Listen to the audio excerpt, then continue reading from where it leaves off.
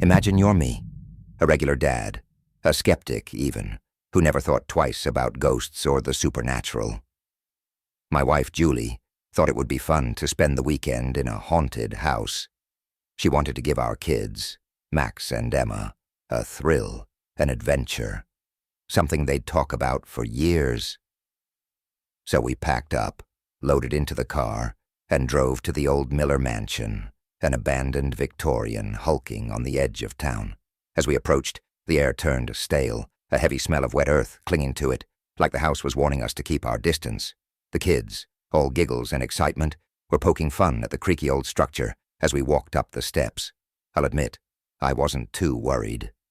It's just an old house, I reassured myself. What could possibly happen?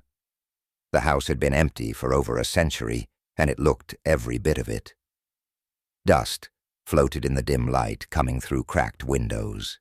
The paint peeled in sheets from the walls, and a faint odor of mildew hung in the air.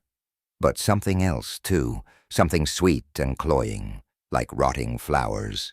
I brushed it off. We moved through the house, our footsteps echoing in the wide, empty rooms, and laughed at every little creak and groan the place made.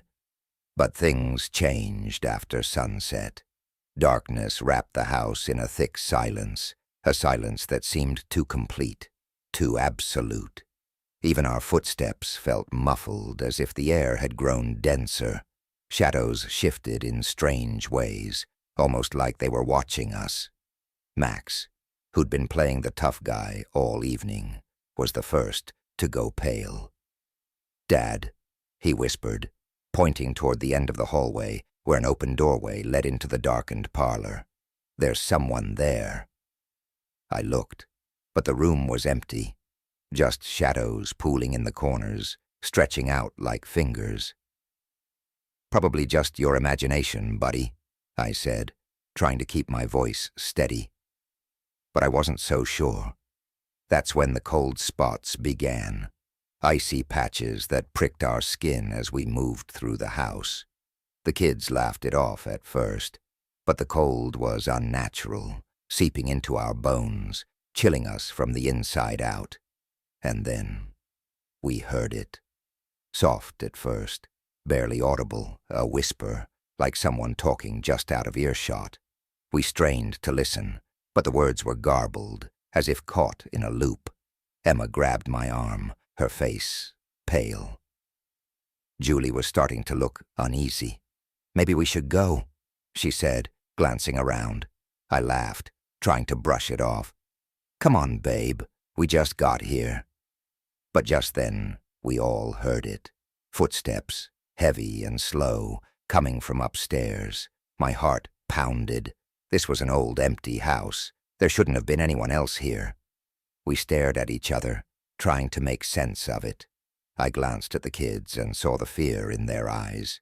I wanted to tell them it was just the wind, or some animal, but I couldn't find the words. The footsteps grew louder, closer, like whoever, or whatever it was, knew exactly where we were.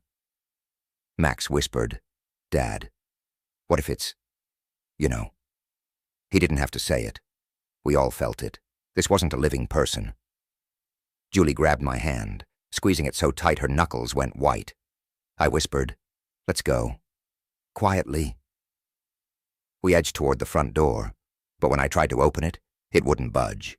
The handle was ice cold, and the door seemed fused to the frame. I yanked, twisted, shoved. Nothing. We were trapped. The temperature dropped suddenly, and I saw my breath hang in the air. The kids' faces were pale, their breaths quick and shallow. That's when we heard it. A blood-curdling scream echoing from somewhere above us. It cut through the silence like a knife, raw and filled with agony. Emma whimpered, clutching Julie, who looked as terrified as the kids. I knew then that we had to get out, and fast. "Back door," I whispered, and we bolted, darting through the shadowed hallways, the walls seeming to close in on us as we ran. But the house wasn't letting us go easily. Doors slammed on their own. Shadows flickered in the corners of my vision. twisting and writhing like something alive. The whispers grew louder, more frantic, overlapping until they became a chaotic din in my head. I felt dizzy, disoriented, like the house was playing with us. We reached the back door, and I threw my shoulder against it, but it wouldn't open. Panic surged through me. The whispers turned into voices, low and guttural, saying things I couldn't understand but felt in my bones. Shadows gathered in the corners, pooling and swirling, taking shape. I thought I saw faces, eyes staring back at me, hollow and lifeless. I felt like we were being watched, surrounded. Julie grabbed a chair and smashed it against a window. It shattered, and I quickly lifted the kids through, one by one, pushing them into the night air. Julie crawled through next, and finally I clambered out, scraping my hands on the jagged glass. We ran, not stopping until we reached the car. I didn't look back, didn't dare. We drove home in silence, each of us lost in our thoughts, too shaken to speak. Even now I can still hear the whispering when the house is quiet, still feel the cold spots that shouldn't be there. Sometimes at night, I wake up and swear I can hear those footsteps, pacing back and forth, somewhere just beyond the edge of sleep. We left the Miller mansion, but something came with us. I was barely 19 the night we broke into St. Andrew's, the abandoned hospital on the edge of town. Even then, the building felt more like a mausoleum than anything meant to heal. Its windows were shattered and smeared with years of dust, and rusted medical equipment lay scattered across the grounds, swallowed by creeping vines. People said it was haunted, that its halls were home to restless spirits. But, of course, we didn't believe any of that. We were young, stupid, and fearless, or at least I thought I was. It was a cold night. The sky hung low, thick with clouds that smothered the moonlight. We got inside by prying open a broken window on the first floor. Stepping over shards of glass, we were immediately hit by the stench, a nauseating blend of mildew, rot, and something else, something acrid that clawed its way down my throat. We coughed, but nobody dared to turn back. After all, we had a reputation to uphold. The halls were deathly quiet, save for the soft crunch of our footsteps against the debris-covered floor. But rusted wheelchairs and abandoned gurneys were scattered like the remnants of a long-forgotten war. I couldn't help but glance at the crumbling walls, where faint stains hinted at a history of suffering. I don't know what we expected to find, but each shadow seemed to twist and slither in the corners of our flashlights. Sarah, one of the girls in our group, started to get uneasy about 15 minutes in.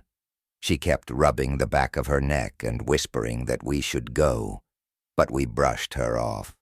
She was the youngest, and always the most skittish. Still, I could feel something, too. The air grew colder, and it was more than just the chill of an abandoned building. It felt heavy, almost alive. We wandered deeper, our footsteps echoing in the hollow silence, and soon found ourselves in the old maternity ward. Empty cribs, draped in cobwebs and dust, were lined up along the walls. I couldn't shake the feeling that something was watching us, lurking in the dark corners just beyond our flashlights. Then out of nowhere a sound echoed down the hall, a soft, rhythmic scraping, like someone dragging something heavy across the floor. We froze, straining to listen. The noise stopped, then started again, closer this time. My pulse raced, but I forced myself to keep moving. "It's probably just the wind," I muttered, though my voice trembled more than I liked. But we kept going, and that's when Sarah grabbed my arm, her face pale and eyes wide. She'd felt something cold brush past her, like a hand reaching out from the darkness. I laughed it off, but my stomach churned. We pressed on, winding through the maze of corridors until we found a room that seemed oddly untouched by time. It was eerily preserved, with an empty crib at its center. The walls were covered in peeling wallpaper with faded cartoon animals, a grim reminder that this place had once welcomed life. Then we heard it, a soft, faint cry. It sounded like a baby. The sound was barely more than a whisper, drifting down the hall like a ghostly breeze. We all stopped, staring at each other in disbelief. There was no mistaking it. The cry grew louder, more insistent, like a plea for help. Sarah grabbed my hand, her nails digging into my skin, and I could feel her trembling. I think we should go," she whispered, her voice barely audible. But something held me there. Curiosity, perhaps, or something darker. A compulsion I couldn't explain. The others seemed just as entranced, their eyes fixed on the crib. Then I saw her. At first I thought it was just a trick of the shadows, a play of light in the murky darkness. But there she was, a woman in a pale hospital gown, her face gaunt and hollow, her eyes two empty voids staring straight into mine. She stood at the foot of the crib, one hand reaching out as if to cradle an invisible child. Her lips moved, whispering words I couldn't hear, her gaze never leaving the empty crib. Then she turned her head slowly, her hollow eyes meeting mine. I couldn't move, couldn't breathe. It was like that she could see straight through me, as if I was nothing more than a shadow. The air grew colder, a biting chill that cut through my bones, and I could feel a weight pressing down on me, suffocating and relentless. And then she was gone. The crying stopped, leaving only the sound of our ragged breathing. We stood there, paralyzed by a terror I had never known, the reality of what we had just seen settling over us like a shroud. No one spoke. We didn't need to. Without a word, we turned and ran, our footsteps echoing down the hall as we fled from that cursed place. Outside, the air was sharp and cold, but it felt like freedom. We didn't stop running until we were miles from that hospital, the shadows of its decaying walls lost in the darkness. Even now, years later, I can still hear that cry sometimes, faint and distant, calling out from the corners of my mind. And in those quiet, haunted hours, I wonder if I left a part of myself behind in that hospital, lost to the darkness, forever bound to the shadows of St. Andrew's. I always thought horror was for the movies, that the paranormal was just a hoax people used to scare each other. But all that changed the day I met Emily. It was a job, nothing more. A favor for an old friend. He knew a family in trouble, something beyond the usual, he said. They were desperate, and he thought I could help. When I pulled up to their house, the air felt thick, heavy. It was an ordinary suburban home in an ordinary town, but as I approached the front door, I felt something off. The mother opened the door, eyes red and hollow. She looked exhausted, like she hadn't slept in days. She led me through the silent hallways, her steps slow and cautious. There was an unnatural quiet, a stillness that wrapped around my chest, like a vice. Then I saw her, Emily. She was just a child, but her face was wrong. She stared up at me with a gaze far too intense for someone her age. Her eyes were dark, a void that seemed to draw everything in, and I could feel my own heartbeat quicken just looking at her. She sat on the floor, silent, watching me with a twisted smirk that sent chills down my spine. As I looked around the house, it became clear that something dark had taken hold here. The walls were scratched and stained, as if something had clawed at them. Doors slammed shut on their own. Whispers drifted from empty rooms. The mother explained that it had all started a few weeks ago, first with small things, strange noises in the night, objects out of place. But it didn't take long before Emily changed. Her bright, playful nature had vanished overnight, replaced by a darkness no child should carry. At first, they'd hoped it was just a phase, but then the incidents escalated. Emily would speak in languages she'd never been taught, her voice shifting from a child's tone to something guttural, something wrong. They'd found her standing alone in the dark, talking to someone who wasn't there. My pulse raced as I listened, and I felt my hands grow cold. She'd become violent, throwing objects with a strength that defied her small frame. They'd tried everything, doctors, therapists, but no one had answers, no one could help. I could hear the desperation in their voices, a pleading beneath their words. They were afraid of their own daughter, afraid of what she might do next. And then, without warning, Emily lunged at me, her tiny hands wrapped around my arm with an unnatural grip, her nails digging into my skin, her face twisted into a sneer, and she spoke in a voice that didn't belong to her. "You don't belong here," she hissed, her breath cold against my face. I staggered back, my heart pounding in my ears, and I felt a wave of nausea rise within me. I'd never seen anything like it. I'm not a man of faith, not by any means, but I knew something evil had taken hold of that child. The parents, desperate and terrified, begged me to help.